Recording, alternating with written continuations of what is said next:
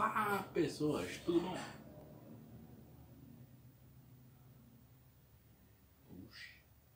Olá, pessoas, tudo bom? Hoje é dia de spoiler e eu já tenho spoiler para semana que vem, para mais 2 semanas.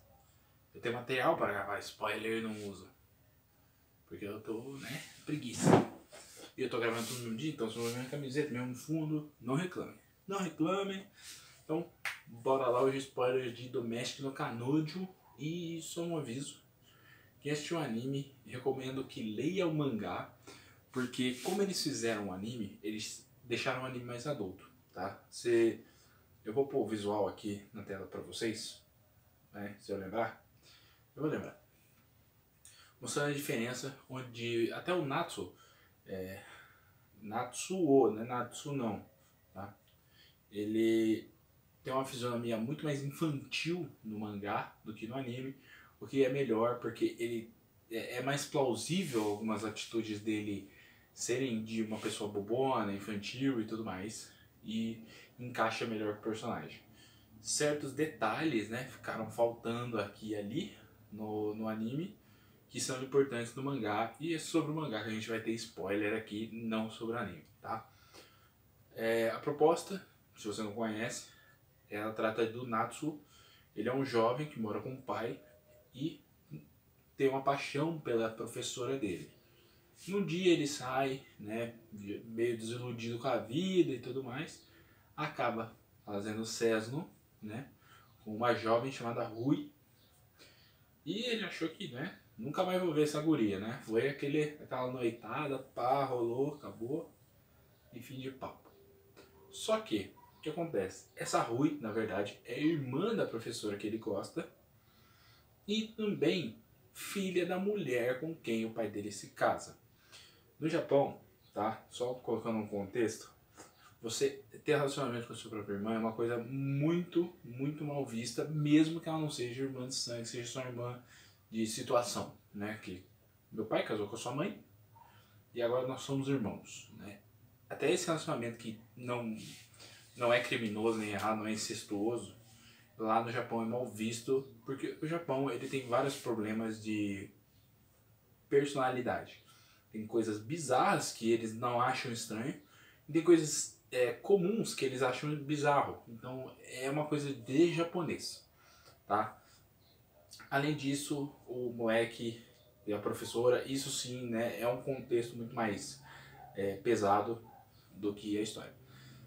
Até onde adaptou, foi até o final do arco, onde a professora simplesmente vai embora, né? Ela é descoberta pela escola lá que está saindo com o protagonista, né? E ele e a Rui estão com um problema, porque a Rui descobriu que ele estava ficando com a professora e ela também queria ficar com ele, então ela começa a querer odiar ele.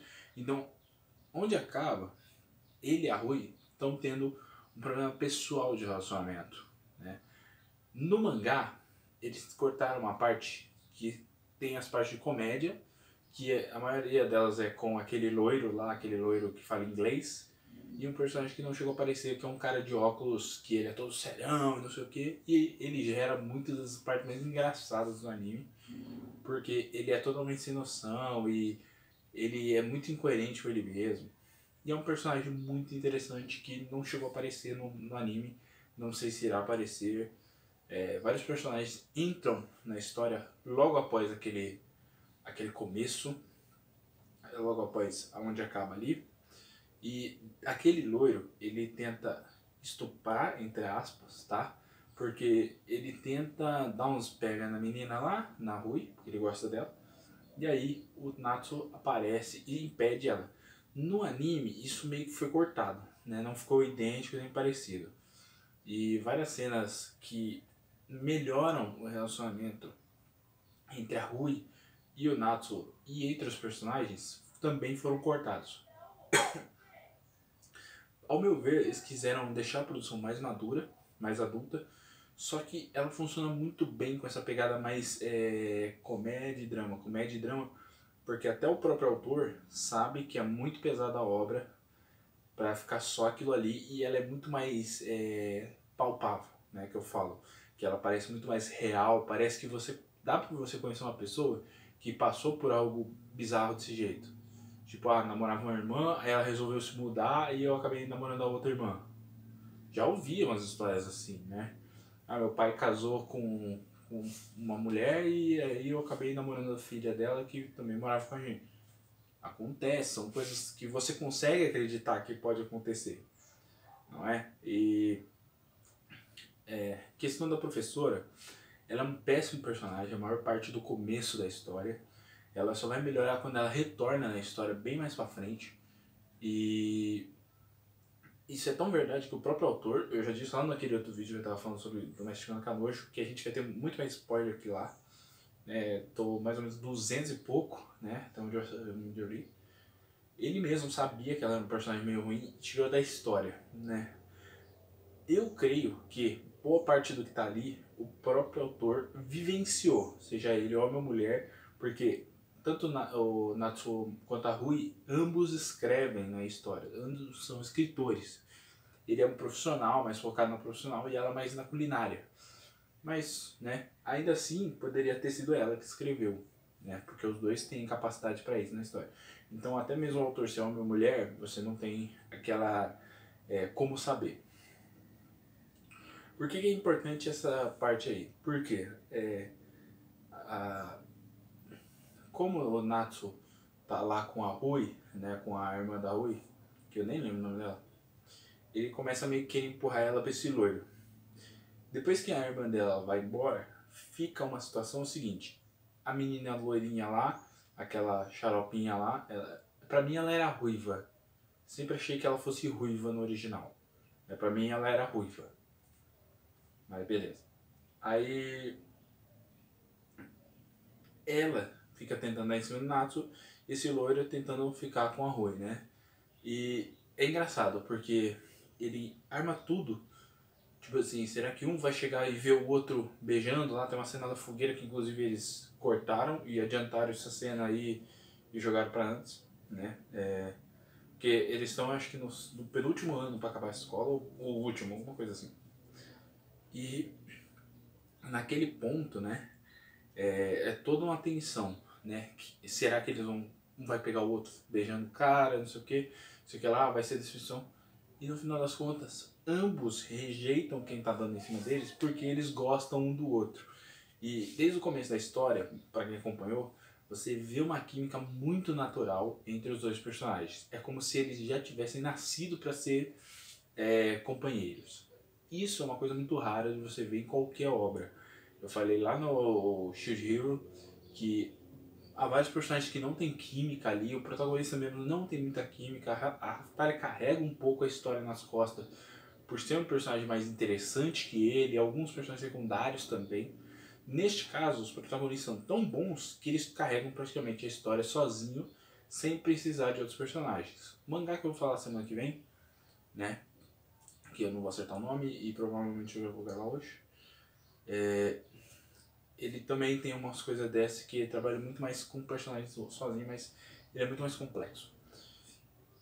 Então, a Rui e o Natsu, eles têm aquele sentimento, eles ficam juntos. O que acontece? Eles ficam juntos, ficam uma cota junto, aí ele vai morar sozinho, aí a professora volta, e aí fica aquele negócio de a professora e não sei o que lá. Nisso vão ter vários eventos, onde ele vai para a faculdade, onde ele conhece o mentor dele, que é um escritor, o professor dele lá, que é escritor, apresenta para esse cara. E esse cara tem toda uma história com a filha dele. E essa história com a filha dele é um arco fantástico. Você se importa com o personagem, você quer que ele consiga encontrar a filha dele. E eu não vou dar spoilers gigantes aqui, né? Porque essas mini histórias, elas são tão fantásticas que você tem que ver para entender o que está acontecendo. Tem o arco da menina da faculdade que gosta do protagonista, né? É que, inclusive, ela fica tentando ficar com o protagonista, beija ele numa parte e ele fica incomodado com isso porque ele não sente nada por ela.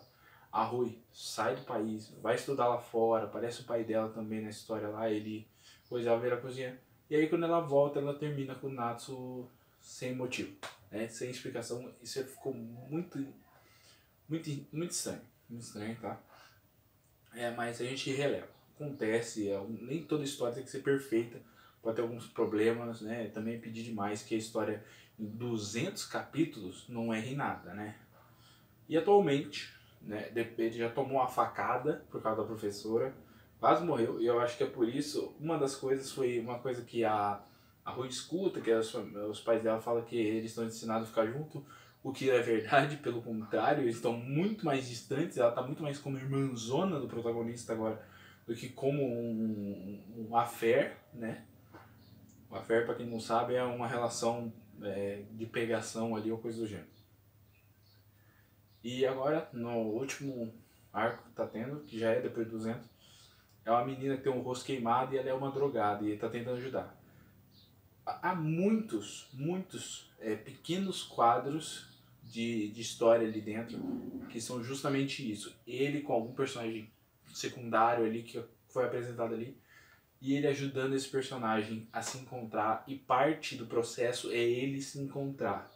Então ele acaba se tornando uma pessoa melhor e mais madura. Se você pegar ele do começo da série para atual, a maturidade dele é lá em cima comparada à anterior. E um dos melhores protagonistas que eu já vi. Mas essa professora é muito chata, cara. Essa professora é muito chata, um personagem muito chato, muito irritante. Eu quero muito que a Rui volte logo atrás, e 200 episódios e ainda não tá nem perto do final pelo jeito, porque eles provavelmente só vão casar a hora que ele ficar profissional e ela também, né? Se eles se casarem, porque há possibilidade de não ser ela, a personagem vai ficar com ele, porque não faria sentido, né? Se ele teve um arco de maturidade da professora, ele teve um arco de maturidade da Rui, que deve ser esse agora que tá saindo da história.